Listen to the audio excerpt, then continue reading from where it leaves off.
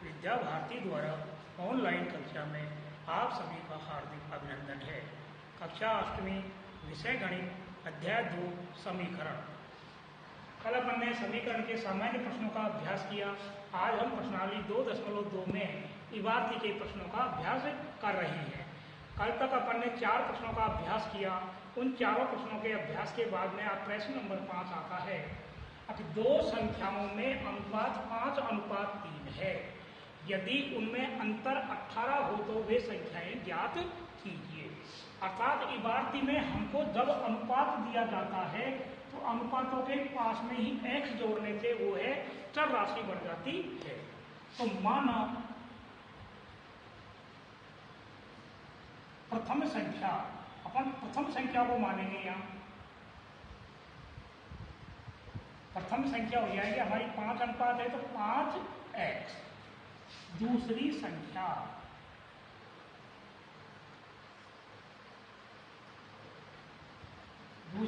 हो जाएगी हमारे पास 3x। ये हमने दोनों को अनुपात है तो दोनों संख्याओं को मान लिया।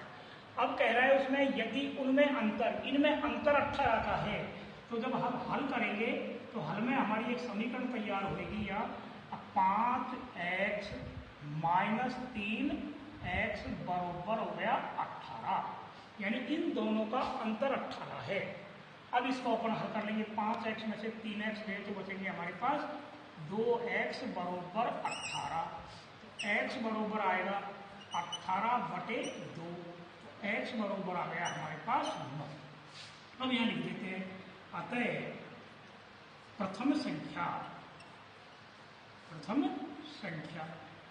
संख्या होगी अपने पास कितनी है 5x, अर्थात 5 गुणा x का मान आया 9 तो 9 पंजे 45। दूसरी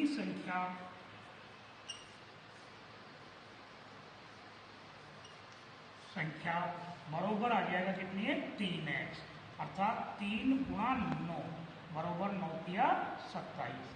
अब इसकी हम जांच करें तो इसमें से दोनों संख्याओं को घटाएंगे तो हमारा 18 आ गया तो सही है, अन्यथा गलत है। तो 45 में से हम 27 को घटाएंगे तो बचेंगे 18, अर्थात दोनों का अंतर 18 आ गया तो हमारा प्रश्न सही हो गया। दूसरी तरह के इनको अलग अलग मान करके भी हम अनुपातों का योग करके भी निकाल सकते हैं, लेकिन ये एक सामान्य तरीका हो गया। अब प्रश्न को हल करने से सरल समीकरण बना करके मान ज्ञात करेंगे। पहले चर पद का मान ज्ञात करना। तो इस प्रकार आपने देखा कि प्रश्न नंबर 5 किस प्रकार सरलतम रूप में आपके सामने आया। उत्तर की जांच के लिए मैंने बताया कि हमारा सवाल सही है नहीं है। इन दोनों को घटा करके देख लीजिए, 18 के बराबर आ गया तो हमारा सवाल सही है, अन्यथा गलत। इसी प्रकार आप देखेंगे प्रश्न नंबर 6 में 3 लगातार पूर्णांकों का योग 51 हो तो वे पूर्णांक ज्ञात कीजिए। यहाँ हमारे पास 3 पूर्णांक मानेंगे, वो भी क्या लगातार, तो उनका योग भी कितना है 51 है, तो वे पूर्णांक। तो ध्यान करिए इसमें हम मानेंगे प्रथम पूर्णांक। माना प्रथम पूर्णांक को मान लिया अपन ने, चर को क्या मान लिया बराबर x। अब लगातार है, लगातार का मतलब सब में एक एक जोड़ते चले जाएंगे। दूसरा पूर्णांक आ गया x प्लस 1, एक एक जोड़ते चले जाएंगे। तीसरा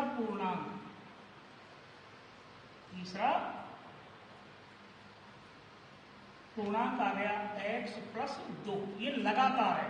एक x प्लस 2, एक x प्लस 3, 4 पूछता तो एक x प्लस 3 हो जाते। तो इस प्रकार हम पूर्णांकों को मानेंगे। अब आगे दे रहा है पूर्णांकों का योग। तो जब हम हल करेंगे तो ध्यान में आएंगे आपको, तीनों का योग करेंगे। x plus 1 plus x plus 2 बराबर 51। इन तीनों का, तीनों जो पूर्णांक माने अपन ने, 1 पूर्णांक, 2 पूर्णांक, 3 पूर्णांक, इन तीनों पूर्णांकों का योग हमारे पास में 51 है। अब इसको सरल करते हैं तो ध्यान में आएंगे 1x 2x और एक 3 तो x हो गए 3x, और 1 और 2 3 अंक हो गए बराबर 51। यहाँ हम पक्षांतरण करेंगे इनका तो ध्यान में आएंगे आपको 3x बराबर 51 माइनस 3x बराबर हो गया 48। x बरोबर आएगा 48/3, तो x बरोबर आ गया हमारे पास 16, 16 3 48। अब हम इन तीनों पूर्णांकों को इसी प्रकार ज्ञात कर लेते हैं। तो ध्यान में आएंगे प्रथम पूर्णांक को माना है अपन ने x, अर्थात x बरोबर कितना आ गया हमारे पास 16। दूसरा पूर्णांक x प्लस 1, x का मान हमारे पास 16 प्लस 1 बरोबर हो गया 17। तीसरा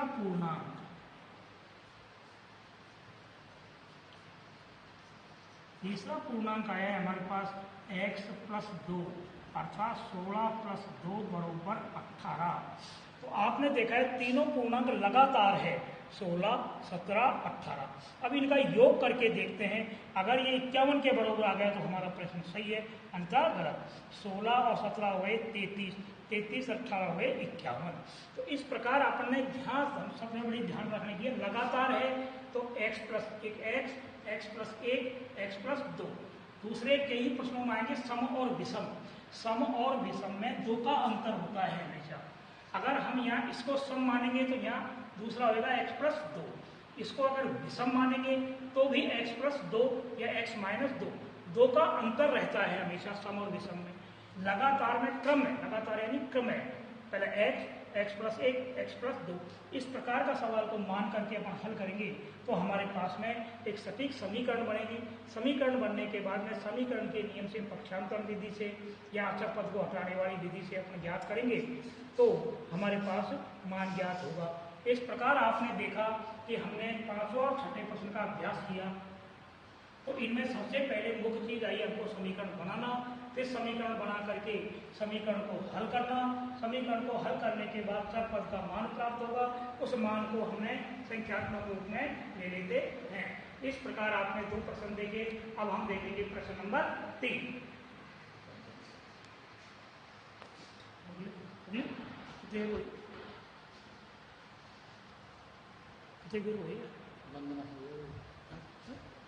बंद कर लो,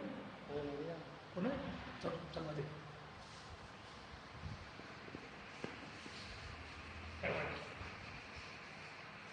अब हम देखते हैं प्रश्न नंबर 7। प्रश्न नंबर 7 में आपको दिया गया है कि हमको प्रश्न दिया है 8 के 3 लगातार गुणजों का योग 888, तो वे गुणज ज्ञात कीजिए। प्रश्न नंबर आपको दे रखा है 7वां, दिया है 8 के 3 लगातार गुणजों का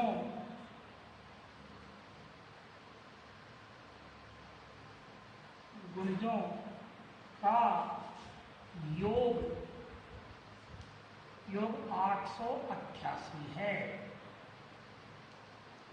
तो वे गुणज ज्ञात कीजिए। गुणज ज्ञात कीजिए।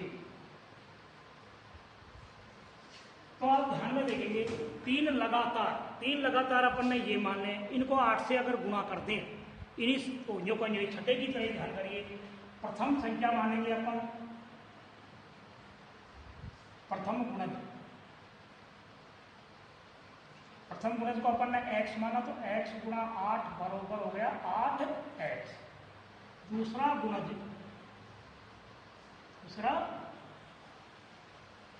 गुणज मानेंगे x प्लस 1 गुणा 8 बराबर आ जाएगा 8x प्लस 8। तीसरा गुणज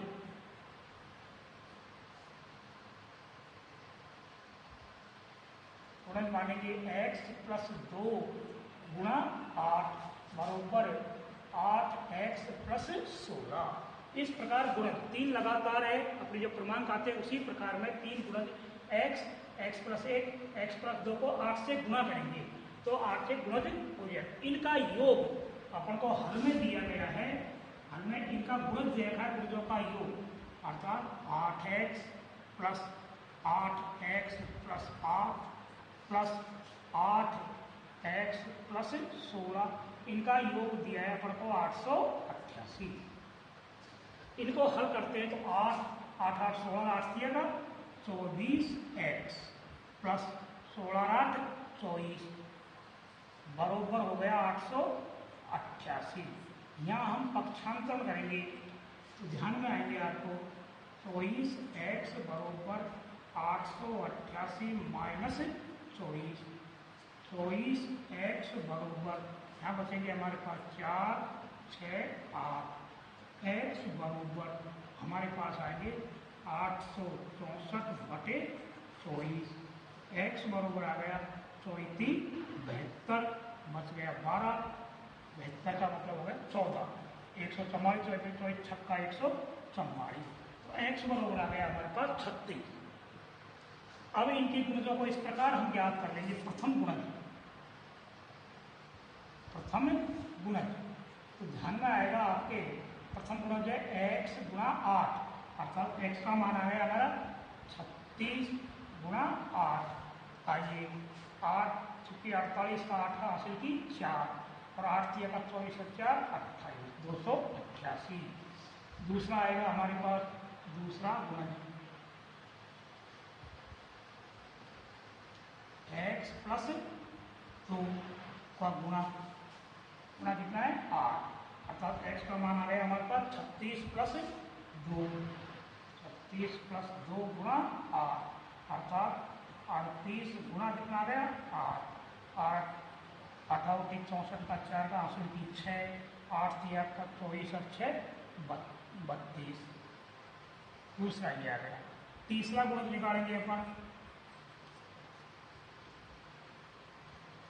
गुणा निकालेंगे x प्लस 2 गुणा 8 36 प्लस 2 गुणा 8 इनको करेंगे अपन तो कितना आ जाएगा 38 गुणा 8 8 64 का 4 का हासिल की 2 तो 6 और 8 दिया का 24 ये गलती हो गया अपना 36 प्लस 1 था यहाँ गलती पहले तो आएगा अपने पास x इसमें 1 तो ये हो गया 37 से करेंगे 7 तो 56 का हासिल की 5 और 8 का 24 से 5 गुणा 30 यहाँ आएंगे हमारे 64 हासिल की 6 8 से 24 6 32। ये 3 गुणज आ गए हमारे। अब इनको हमारा सवाल सही है अथवा गलत है इनकी जांच करके इनका योग करके देखेंगे 288 296 और 324 इनको जोड़ करके देखेंगे 10 18 का 8 का हासिल की 1 9 में 18 और जो 20 की 0 हासिल की 2 ये तो बराबर आ गया हमारा उत्तर में कहीं कहीं हमारी गलती आ रही है। तो गुणज में हमारा यहाँ इस प्रकार हमको इसमें मिस्टेक आ रही है सवाल में कहीं कहीं है तो गुणा में गड़बड़ पहला तो आ गया 8x 8 गुना x का मान आया 36 x प्लस 1 36 37 गुना 8 में 8 और जुड़ेगा ये यहाँ ये इस प्रकार चल रही है हमारी सवाल में। तो वो को भी बढ़ा